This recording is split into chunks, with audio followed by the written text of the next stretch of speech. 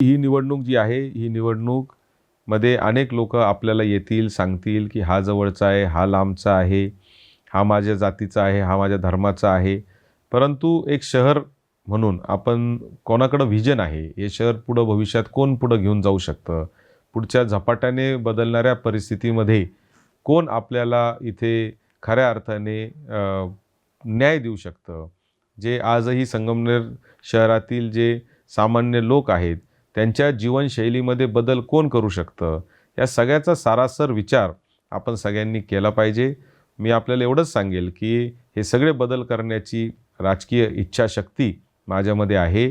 ते बदल करण्यासाठी करण्याच्या कष्टाची माझी तयारी आहे.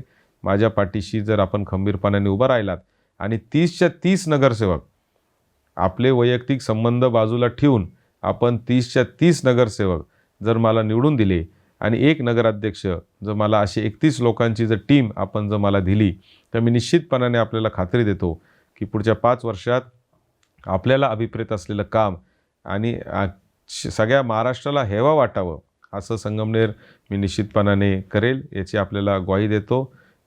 मी आपल्याकडं एवढीच मागणी करतो, की विनंती करतो, की 2 तारखेला होणाऱ्या या निवडणुकीमध्ये सिंह या चिन्हासमोरचे बटन दाबून 3 सिंहांना आपल्याला मतदान करायचं आहे. नगराध्यक्षासाठी 1 आणि नगरसेवकांसाठी 2. तर असे जिथं-जिथं सिंह दिसेल, तिथे-तिथे बटन दाबून आपण संगमनेर सेवा समितीला आपली सेवा करण्याची एक संधी द्या.